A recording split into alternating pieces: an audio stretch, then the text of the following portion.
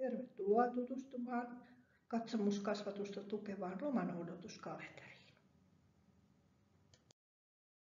Varhaiskasvatussuunnitelma edellyttää meitä toteuttamaan katsomuskasvatusta varhaiskasvatuksessa.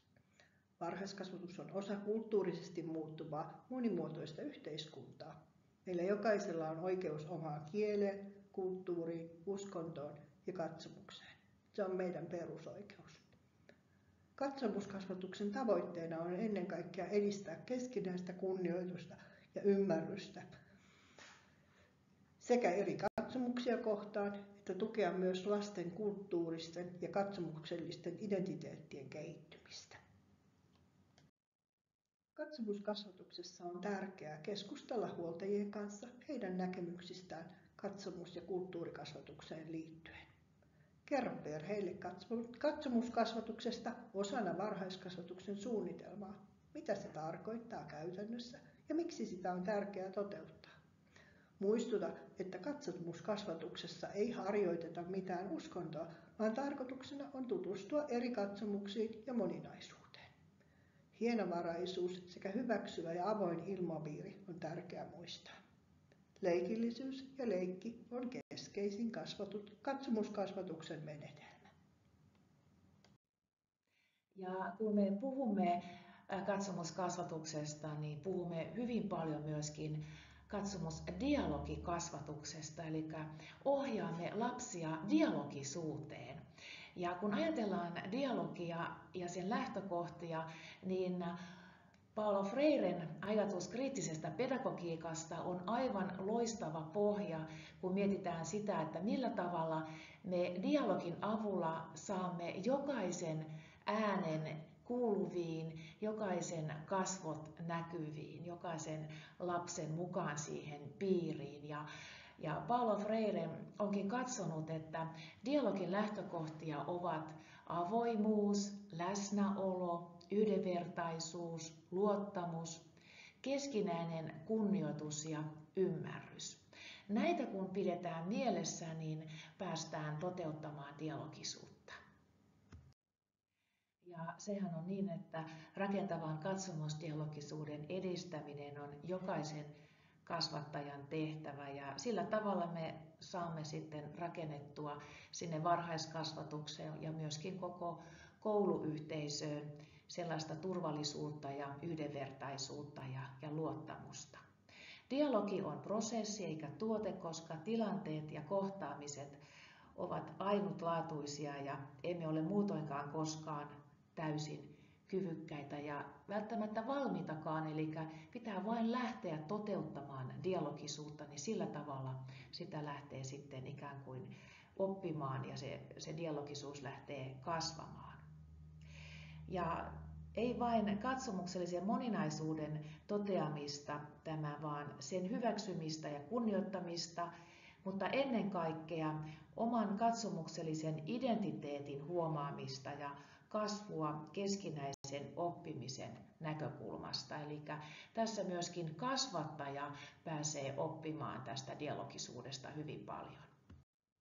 Ja tässä dialogisuudessa on erittäin tärkeää tämä kokemuksellinen oppiminen, eli tarvitaan käytännön esimerkkejä, harjoittelua ja osallistumista, jotta moninaisuuteen liittyvä osaaminen pääsee kehittymään aidossa kohtaamisen tilassa.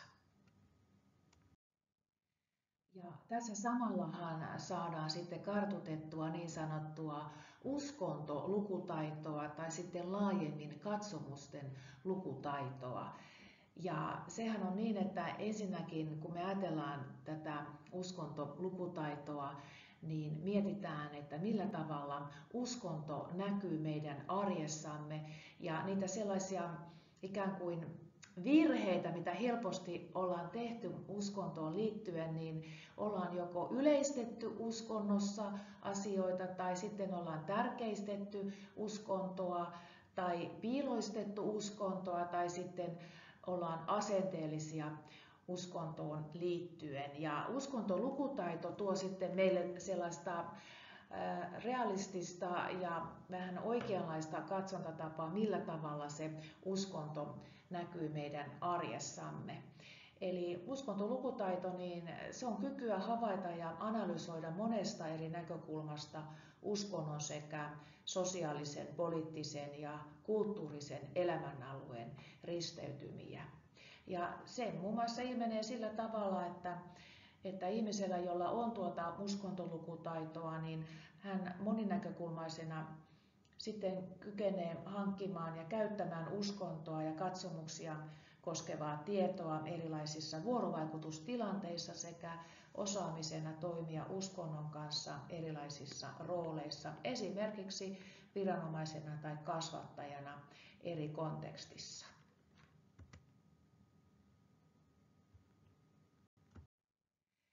Eli kun vielä mietimme tuota uskontolukutaitoa, niin kaikessa yksinkertaisuudessaan se auttaa meitä ymmärtämään itseämme, toisiamme ja maailmaa, jossa elämme. Ja erityisesti, mikä on huomattavaa tämän päivän maailmassa, niin tunnistamme uskonnollisten perinteiden sisäistä moninaisuutta. Se on erittäin tärkeää, että ei ole vain tietynlaisia, tietyn uskonnon ihmisiä. Tänä päivänä on kuitenkin erityisen tärkeää puhua laajemmin katsomuslukutaidosta, jotta saamme jokaisen mukaan tähän katsomusten piiriin. Se on yksilöllistä, se on asennetta, se on juuri uudistavaa eli transformatiivista ja se on sitä voimallista tietoa.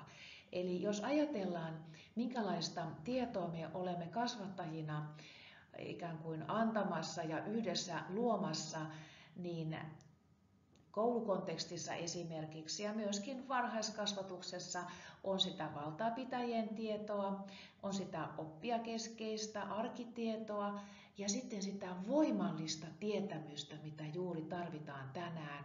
Eli sitä tietoa, jonka kautta voidaan sanoa, että mikä meistä tulee tuon tiedon myötä, että minkälaiseksi ihmiseksi me kasvamme.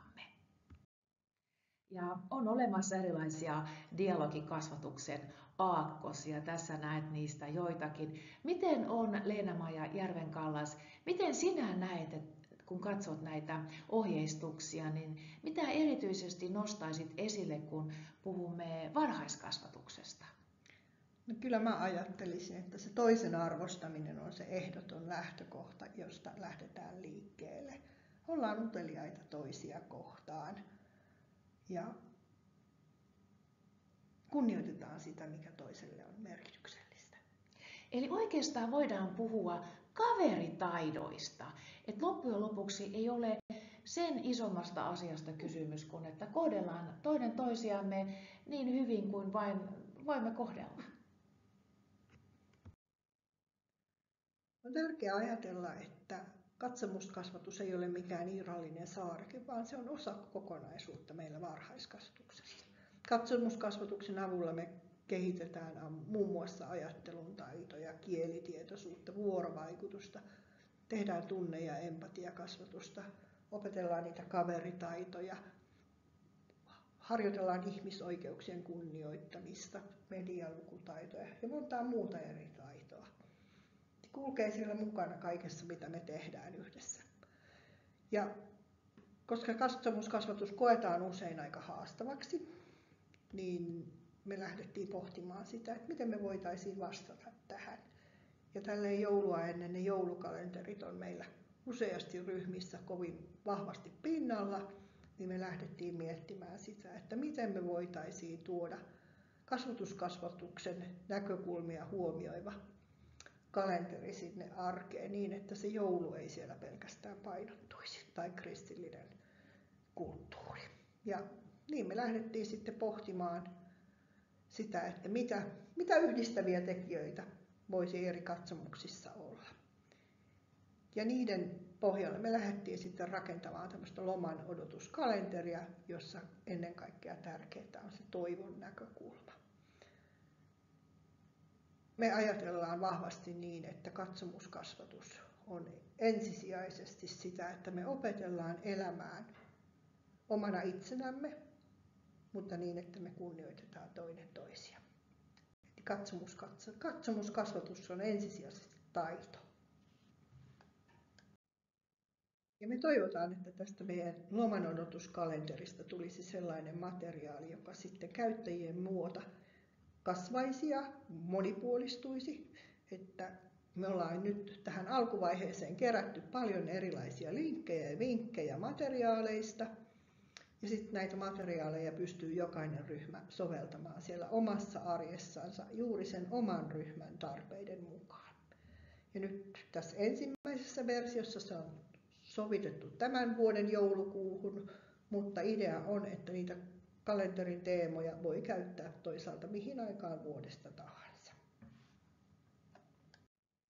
Ja ensimmäisenä teemana, eli se millä aloitamme, on tietenkin juhlat, kun juhlista puhutaan muutenkin tässä kalenterissa. Ja ei ainoastaan juhlat, vaan myöskin tärkeät tapahtumat, vaikkakin useissa kulttuureissa on jonkinlaisia juhlia. Eli lähdetään juhliin ja aiheena on tietenkin juhlakoristelut. Toiseksi teemaksi meillä valikoitui maut ja tuoksut. Ne kuuluvat meillä ihan jokaiseen kulttuuriin. Ja seuraava teemamme tuossa kalenterissa on valot ja värit. Ja huomaatkin, miten tässä kalenterissa hyödynnämme aisteja, miten monella eri tavalla voimme kokea juhlia ja tärkeitä tapahtumia meidän elämässämme. Ja meillä siellä on valoa, on keltaista, on lyhtyjä, on punaista, on kultaista. Ja tässä kohtaa voi myöskin, kun puhutaan valosta, niin voidaan myöskin tuoda sellaista eettisyyttä ja myötätuntoisuutta, mitä myöskin ikään kuin valo tuo meidän elämäämme. Neljänneksi teemaksi meillä valikoitui lahjojen antamisen ja saamisen ilo. Ja on tärkeää muistaa, että lahja voi olla myös aineeton. Esimerkiksi ystävyys voi olla iso lahja. Tämä kalenteri on tarkoitettu käytettäväksi siellä arjessa. Siellä on monenlaista materiaalia. On lauluja, leikkejä, liikuntaa, kuvataidetehtäviä. Sun pitää tehdä vaan valintaa, että mikä sopii sinne sun ryhmän arkeen. Ja tämä kalenteri löytyy tuolta Opetushallituksen ylläpitämästä avointen oppimateriaalien kirjastosta nimellä Loman odotuskalenteri. Olemme tässä lyhyesti esitelleet tätä kalenteria ja myöskin katsomusdialogisuutta ja katsomuskasvatusta siellä varhaiskasvatuksessa. Mutta jos olet kiinnostunut, niin liity mukaan Katsomusdialogi koulun arjessa koulutukseen. Tähän voi myöskin osallistua varhaiskasvattajat. Tämä on erityisesti suunnattu perusopetuksen opettajille, mutta sopii tosiaankin kaikille kasvattajille. Ja meillä on tulossa sitten keväällä 5 eri hybridiä, eli tällaista koulutustilaisuutta. Ja toisessa hybriditilaisuudessa Leena-Maijan kanssa tulemme esittelemään tätä kalenteria tarkemmin, kun aiheena on katsomusdialogisuus sitten lasten ja nuorten keskuudessa. Tämä Katsomusdialogi koulun arjessa -kurssi on myöskin Opetushallituksen rahoittama ja Helsingin yliopiston koulutuksen arviointikeskuksen HEAN tuottama ja on osittain ollut mukana tässä tätä kalenteria kehittämässä Nurmijärven kunnan kanssa.